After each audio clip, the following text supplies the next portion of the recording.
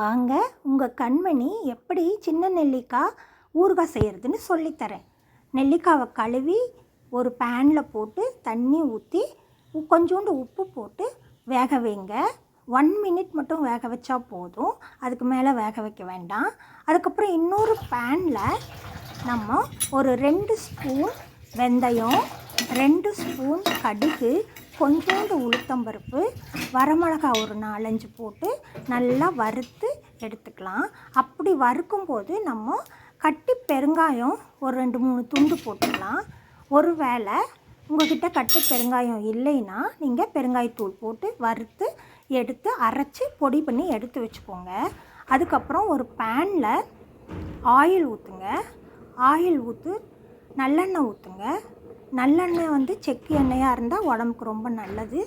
அதுக்கப்புறமா அதில் கடுகு உளுத்தம்பருப்பு போட்டு கொதிக்க விடுங்க. அது பொரிஞ்சதுக்கப்புறமா நம்ம கழுவி எடுத்து வச்சுருக்கிற நெல்லிக்காயை கொஞ்சம் கொஞ்சமாக எடுத்து அதில் போடுங்க. மெதுவாக கிளறி விடுங்க. கொஞ்சம் கொஞ்சமாக போடுங்க, இல்லைன்னா நெல்லிக்காய் உடஞ்சிடும்.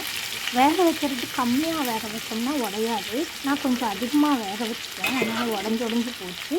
ஸோ மெதுவாக எடுத்து போட்டு அதை கிளறி விடணும். ஆயில் எல்லா இடத்துலையும் ஸ்ப்ரெட் ஆகும். அதுக்கப்புறமா நம்ம கொஞ்சம் வெயிட் பண்ணணும். அதில் இருக்கிற எல்லா வாட்டர் கண்டென்ட்டும் ரிமூவ் ஆகும். அதில் எவ்வளோ வாட்டர் இருக்குதோ அவ்வளோ சீக்கிரமாக கெட்டு போயிடும். அதனால் ரொம்ப நேரம் சிம்மில் வச்சு வாட்டரெல்லாம் ரிமூவ் ஆகிறதுக்கு வெயிட் பண்ணி பொறுமையாக வேக வைக்கணும். அதுக்கு பிறகு நம்ம அரைச்சி வச்சுருக்கிற பொடியை எடுத்து அந்த நெல்லிக்காவில் கொட்டிடுங்க. பிறகு அதை நல்லா கிளறி கொடுங்க. அந்த பொடி எல்லா இடத்துலையும் இறங்கணும். நெல்லிக்காய்க்குள்ளே நல்லா இறங்குற வரைக்கும் நல்லா கிளறி விடுங்க.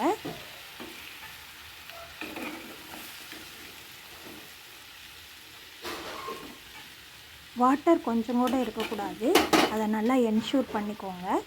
அதுக்கப்புறம் நம்ம நம்மளுக்கு தேவையான அளவு மிளகாத்தூள், நான் 2 ஸ்பூன் மிளகாத்தூள் போட்டேன். உங்களுக்கு எவ்வளோ தேவையோ அவ்வளோ மிளகாத்தூளும் 1 ஸ்பூன் உப்புத்தூளும் போட்டுக்கோங்க. உப்பும் உங்களுக்கு எவ்வளோ தேவையோ அந்த அளவுக்கு போட்டுக்கோங்க.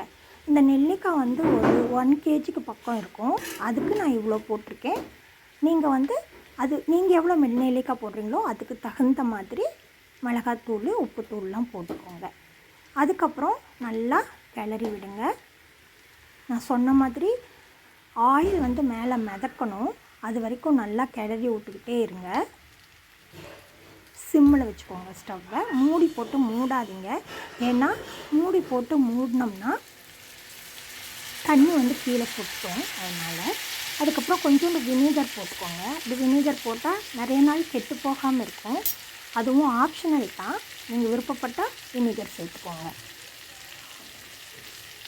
லெமன் ஜூஸ் கூட சேர்த்துக்கலாம் வினிகருக்கு பதிலாக. நல்லா கிளறி விட்டுக்கலாம். கடைசியாக பாருங்கள் எனக்கு எப்படி ஆயில் மிதந்து நிற்கிதுன்னு. இது கொஞ்சம் துவர்ப்பாக இருக்கும், அதனால் நான் கொஞ்சோண்டு நாட்டு சக்கரை போட்டு கிளறி விட்டேன். நான் ஒரு 3 ஸ்பூன் நாட்டு சக்கரை போட்டேன். அதுக்கப்புறம் அதோட டேஸ்ட் நல்லா இம்ப்ரூவ் ஆகிடுச்சு. இதுவும் ஆப்ஷனல் தான், உங்களுக்கு சக்கரை வேணும்னா போட்டுக்கோங்க, இல்லைன்னா போட வேண்டாம். அது எல்லாமே நல்லா தான் இருந்தது. பாருங்கள், கடைசியாக நான் காமிக்கிறேன் எப்படி இருக்குதுன்னு.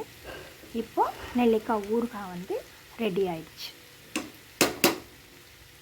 இதே மாதிரி நீங்களும் பண்ணி பார்த்துட்டு வெயில் காலத்துக்கு தயிர் சோறோடு வச்சு சாப்பிட்டு பாருங்கள், ரொம்ப நல்லாயிருக்கும். இந்த மாதிரி ஆயில் மேலே மிதக்கணும். ஓகேவா? உங்கள் கண்மணி. வணக்கம்.